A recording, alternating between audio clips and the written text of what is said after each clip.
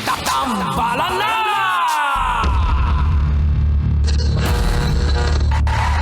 Ang tambalang kumikinang.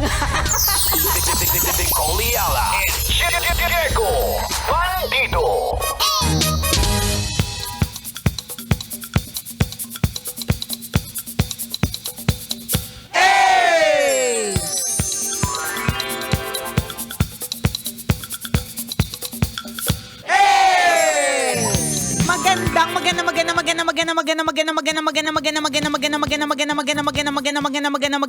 Magandang tanghali. Kumikinang na ulo, Diego Bandido.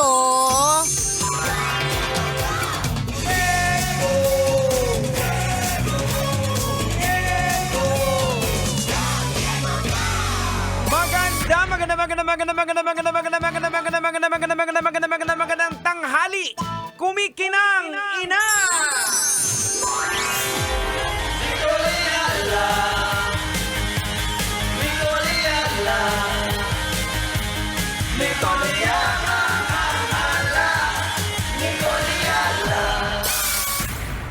Dear Nicole Yala and Diego Bandido.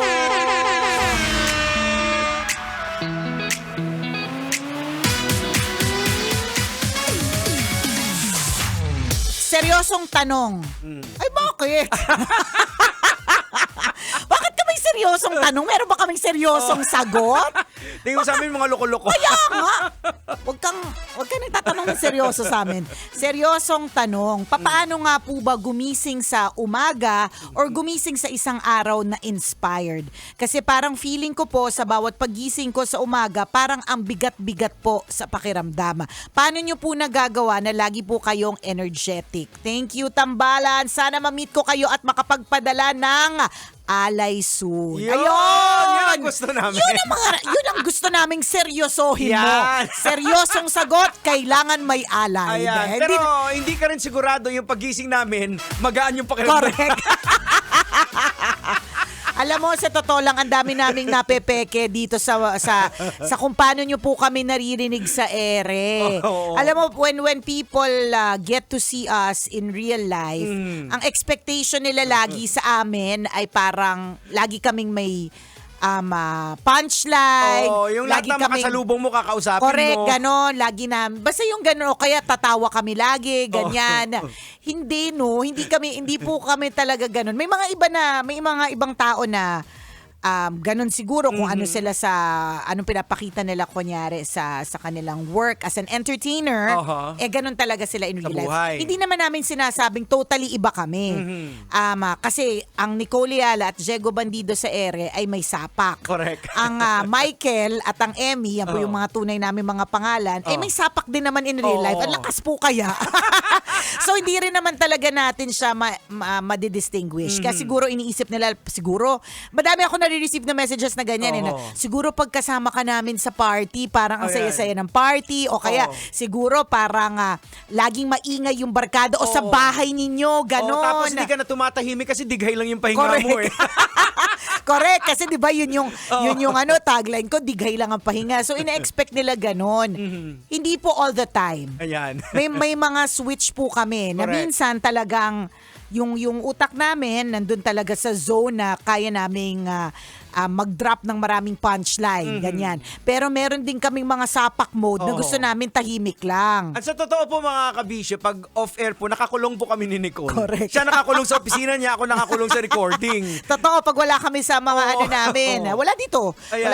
Wala sa radio booth. Pero pag lumabas naman kami sa hallway, Maingay din naman kami. Makikidot-dot kami kung sino may french fries, makikikain kami ng bikat, ganyan. Correct. Makikidaldal. So, and kung tinatanong mo sa amin kung paano nananatiling energetic, una sa lahat, ang trabaho po ang radio station po namin, ang composition po nito, ang purpose po nito ay mag-ingay, mag-entertain, gisingin ang diwa po ninyo. So, syempre, yun po yung ginagawa namin. Naman kumanta kami dito ng mga malulungkot na mga kanta o kaya, di ba? Hindi ganon. Kaya syempre, ang naririnig mo lagi sa amin, work namin to. Pag hindi namin ginawa, wala kaming sweldo. Correct. Kung minsan kahit labag sa kalooban namin, kailangan namin maging masaya. Hindi, totoo. Oo. Tingnan nyo ba, nakikita nyo ba, naririnig nyo ba sa isang Nicole Yala, yung mga pinagdaanan niya? Kung alam nyo lang yung mga pinagdaanan. Natunay ha kasi Oo. may mga sinasabi at kinikwento kami dito pero hindi siya yung 100% na talagang yung bigat. Oo. Kung man ikukwento namin siya, halimbawa niloko kami, na-scam Oo. kami, ganyan. Merong mga sundot yun eh. 'Di ba na maganda sana, tanga lang, mga ganun. yung kinikwento namin dito na pag-iyak sa ere, yung kumbaga light na siya pero yung totoong buhay kung Correct. ano, Yung iba pag-iyak siya. talaga na yung may hinagpis, hindi nyo Oo, kasi yun naririnig. ayan, So oo. so para lang maramdaman mo na hindi ka naman nag-iisa dyan sa nararamdaman mo, normal yan na paminsan mabigat ang pagising, Correct. parang walang dahilan, parang walang purpose, Oo. parang, ay, kailan ba yayaman? Ako ilang beses ko yung sinasabi. Paano ba maging mayaman na lang pagising para hindi na kailangan pumasok? Tama. Di ba? I mean, natural na nararamdaman ng isang tao yan. Oh, ay lalo na ngayon sa panahon ngayon na maririnig mo sa balita nangyayari sa bansa Correct, natin. 'Di ba? Yung mga nilalagay sa mga Oo. committee ay mga Yung pagbagsak ng stock exchange natin Ayan, na nawala ng bas- 1.7 trillion. yung mga ganyang mga nakakadagdag nega yan at nakakadagdag Oo. bigat. Kaya lang siguro kung tatanungin mo talaga kami kung papaano pa rin na susustain. Una, ulitin namin trabaho namin to eh. So kung ikaw ay meron trabaho, Oho. ano man ang pinagdadaanan ng Pilipinas, 'di ba? Ano man ang pinagdadaanan mo, 'di ba? Kung gusto mong kumita at gusto mong makakain ng mga anak mo, makapag-aral ang mga anak mo, makapag-add to cart at check out ang Yan. asawa mo, kailangan mo talagang, Correct. pagtibayin ang iyong pagtatrabaho. Gagalingan Yan. mo talaga, magiging energetic ka talaga dyan Yan. sa work mo. In short, hahanapin mo ano bang magmo-motivate sa'yo. Yan. Para kanino ka bumabangon. Correct. O di naman baka kaya hindi ka na makabangon ng masaya, maligalig, at excited. Baka kailangan mo rin namang magpahinga. Oo, yan. Isa pa din yan. Isa pa din yun, di ba? Oo. Kaya nga Kailangan ng time out. Correct. 'Di ba kaya nga po may isang buong linggo, meron pong weekend. Sa isang buong araw may coffee break at may lunch break. Kaya nga po pagdating ng gabi, natutulog. Ayan. Kasi po ang pahinga ay kasing halaga ng pagiging bibo. Correct. Oo. Ganon. Baka ganon din doon nanggagaling yung parang ang bigat kasi kung tinutodo mo naman, itandaan mo, relax ka lang dyan sa pinagtatrabahuhan mo kasi hindi ka naman tagapagmana. So, kalmahan mo lang. Ayan. Baka naman na-over ka na sa pagod. Correct. Ganyan. Oo. Di kaya try mong palitan yung sapin ng kama mo. Pwede din. Yung mga una. Baka naman nakakabigat na yun. Huy, meron daw dahilan, merong effect. Oh. Baka kaya para mabigat ang ulo Ayan. mo kasi masyado nang mapamapa yung kama mo. Alam niyo ba na yung unan hindi siya pwedeng lifetime na gamit mo kasi ang daming bakterya na nag-i-stay Totoo. dyan eh. Ilang taon na ba? Basta may duration lang yung unan. Dapat Correct. 1 year lang. Tapon mo na. Tsaka yung palit ka na naman ng iba. hindi lang yon. Ito yung mga hindi na talaga natin sinusunod. Meron talaga mga rules yan eh. Oo. Tuwing kailan nagpapalit ng punda, Yeah. tuwing kailan nagpapalit ng tuwalya, every 3 months ba kayo nagpapalit ng toothbrush, Oo. di ba? Ayan. Yung mga Sino ganon. mga guilty dyan? Huwag na natin pag-usapan kasi hindi natin lahat ginagawa. Pero Tama. yung sinasabi niya ni Diego na ganyan, maaaring may factor ha. Pag masyadong yung paligid na may dumi, magulo, yung mind nagugulo din. Pwede Parang rin yun. walang nangyayari. Para at least kahit papano ganahan ka, make things random. Ayan, Diba, pwede pag din. gusto mo, halimbawa, yung cover ng unan mo, sino yung mga K-pop. Ayan, oo. Kung na-excite ka Oo. sa mga ganyan, yun ang Yan. gawin mo. Yung misis ko, may time siya minsan ginagawa na magugulat na lang ako pag uwi ko sa bahay. Iba na naman yung posisyon ng mga cabinet. Ay, alam mo, pareho sila ni Ren. Magugulat na lang ako. Sabi ko, ba't nakaurong na to dito? Sabi ko, bakit nandito na yung TV? Ako din. Ganon. Sabi ko, nagbago na naman ang posisyon. Kaya, Oo. yan siguro yung POV ng mga naiiwan sa bahay. Baka may kailangang Oo. basta yun. Mhm. Yung sinasabi ni Diego kanina na baka masyado nang mabigat yung mga unan punda or whatever, may factor din na kapag ka magulo masyado yung nakikita mo, nakakagulo ng utak yan at nakakabigat. Oo. Yung sinasabi ni Jegs kanina na random, ibig sabihin kung pagod ka na sa routine din. Na lagi na lang kulay itim. Ayan. O, diba? Isang araw mag-pink ka. Oo. Ganyan. Kung halimbawa, ito yung mga nakakatuwa. Kunyari, sanay ka sa mga regular lang na itsura ng alahas. Isang araw mag-butterfly ka. O, Yan. tingnan mo, bago to. Diba? Bagong butterfly ring Yan, by may Mayet de la Rosa. Ay, Mayet de la Rosa pa. Butterfly Kakaiba. ring. Kakaiba. Di ba yung mga gano'n na magpapasaya sa'yo at magbabago ng perspective mo. Ganon. Ay. Di ba? Maiba naman, bumili ka ng alahas today. Oo. Ay, pag sinabi naming random, halimbawa, yung katabi mo, wag namang iba-ibang lalaki. Ay, hindi naman ganon. Hindi ganon, ha? Nililinaw lang namin, ha? Oo. Ito tsaka random, for this day, magdodroga ako. Hindi ganon. Hindi naman ganong random. O yung random sa halip na sa loob kayo ng bahay kakain, sa labas kayo. Oo, Di ba? yan. Yung mga ganon. O kaya random sa halip na ganito yung schedule ninyo sa darating na weekend.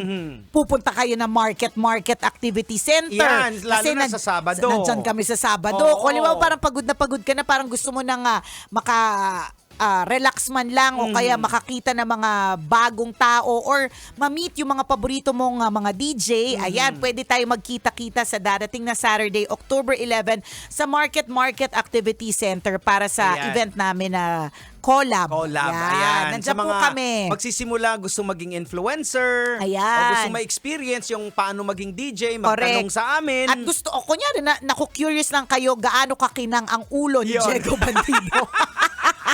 Punta na po kayo October 11, that's on Saturday. Malapit na po yan na alas 12 hanggang alas 6 ng gabi. Ayan, Sa Activity mahaba-habang oras Center. yan. Correct. Marami po tayong time para mag-bonding-bonding. Oo. Yun yung sinasabi nating mga random na pwedeng Oo. gawin. Kasi pag naging routinary yung isang bagay, parang nagiging mabigat siya. Correct. Parang wala nang thrill, wala nang excitement. Parang gano'n. Yan. And isa pa, naniniwala ako, Jegs, lagi, sa grateful heart.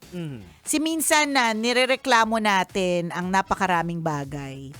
Kunyari, kaya ako napapagod kasi nirereklamo mo tong trabaho mo, di ba? Ang hindi mo alam, yung trabaho mong yan, ang pangarap ng ibang tao. Totoo. Pangarap nila magka-work. Yes. Pangarap nilang maging busy. Pangarap nilang maging aligaga, mataranta. Pangarap nilang mapagalitan ng boss.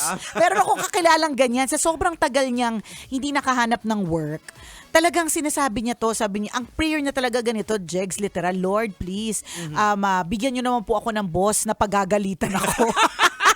Ganun na siya magdasal kasi alam mo yun, samantalang tayo at yung mga ibang tao, sinusumpa yung mga, di ba? Yung iba, sinusumpa yung boss nila, mga boss hindi nila. sinusunod yung mga boss nila, naiirita, nagagalit sa trabaho na meron Binibigyan sila. pa nga ng pangalan yung mga boss. Correct. ang Ayan na dragon. naman. Totoo. Oh, Di ba? andyan Si na naman Gorilla. Di ba? Godzilla. Di ba? May mga title Tama. sila. Ayan na naman si Cobra. Oo, mga correct. ganon. Oh, 'di ba? Ay yung kahapon na kwento na may wagang Burnay, 'di ba? Si Ate Chona, ayun na naman yan. si Ate Chona. O Ate Chona na naman, 'di ba? Correct. Binibigyan natin sila ng mga title, ganon. Pero yun nga, yung nirereklamo mong boss mo, pangarap ng ibang tao na Tama. sana may boss sila na nagagalit sa kanila. Correct. Sana maranasan nila masuspend. Oo. Sana maranasan nila pagalitan dahil lagi silang tardy. Tama. Hindi nila maranasan kasi wala silang trabaho. Correct. Yun din, grateful heart. Speaking din na nabanggit mo yung prayer, paano ba ang gagawin para medyo maging maayos yung pagising sa umaga? Yan. Ako personally, I start with the prayer. Ayan. Yun ang pinaka-importante sa lahat.